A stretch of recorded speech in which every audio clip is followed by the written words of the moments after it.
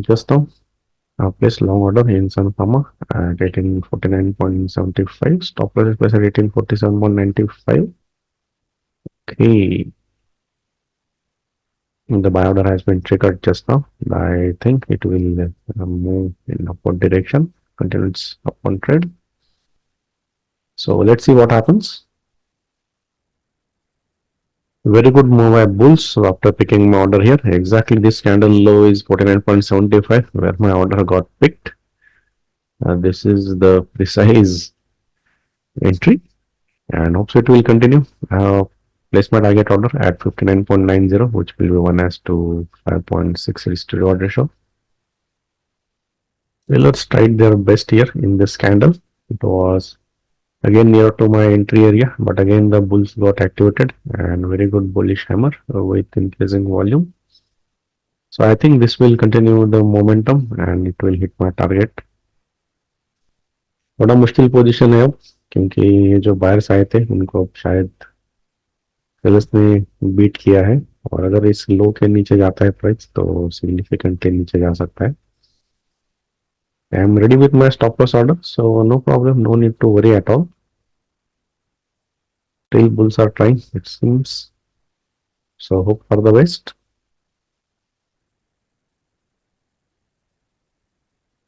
We're very close to stop loss, and my stop loss got hit today. So no need to worry, it happens. It is the tax we have to pay to the market.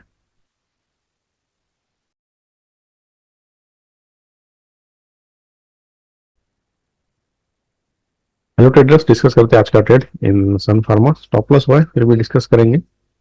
Stop loss is a part of game. तो daily time frame में देखेंगे तो ये higher structure में clearly up trend है और trend line को support करके ऊपर जा रहा है. तो बाय हाइपोथेसिस रख ही सकते हैं.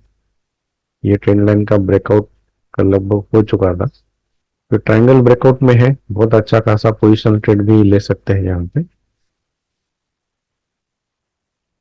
तो ओवरऑल हम बाय डायरेक्शन में रह सकते हैं on this, depending on this chart.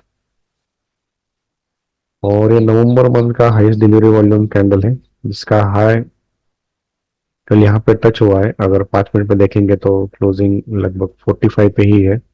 इसका मतलब हम ये कह सकते हैं अब शायद बुल्स आएंगे यहाँ पे और बाय करने की कोशिश करेंगे. तो इसलिए हाइपोथेसिस बाय साइड था. ब्रेकआउट ट्रेड प्लान ही ब्रेकआउट ट्रेड था, क्योंकि ऐसे केस में अगर बायर्स के और सेलर्स के स्टॉप लॉस अगर हिट होते तो जल्दी से प्राइस ऊपर जाता है, क्योंकि बहुत कंसोलिडेशन के बाद ये प्राइस ब्रेकआउट हुआ है. आज ओपन हुआ, फर्स्ट 5 मिनट का कैंडल ने यहाँ पे रेजिस्टेंस कंफर्म किया, लेकिन फिर प्राइस इमीडिएटली ऊपर आया और फर्स्ट कैंडल का ये जो लो है वो प्रोटेक्टेड था. अगर यहाँ पे हम मानेंगे कि यहाँ पे अगर सेलर थे और पहले कैंडल में अगर रेड कैंडल बनाया है तो ये ऐसा जाना चाहिए था, लेकिन first candle low is protected. It means that कहीं ना कहीं ये सेलर्स फंसने वाले हैं, और अगर इसके ऊपर जाता है प्राइस तो शायद बुल्स और भी लेके जाएंगे एग्रेसिवली ऊपर. तो बहुत ही सिंपल ये ट्रेड था, ब्रेकआउट ट्रेड लिया गया था 1 मिनट पे, क्योंकि फर्स्ट 5 मिनट का कैंडल के ऊपर क्लोजिंग देना जरूरी था. तो यहाँ पे वो क्लोजिंग हुआ था और थोड़ा सा बुलिशनेस साइन देखा था कि ये ट्रेंडिंग जोन बना था.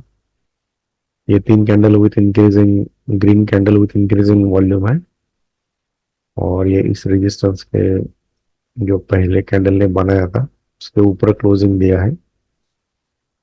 तो उसके बाद ये जो ट्रेंडिंग कैंडल है उसे देखते हुए यहाँ पे मैंने 49.75 पे ऑर्डर लगाया था.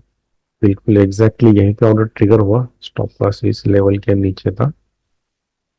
1:3 दे चुका था, लेकिन उतना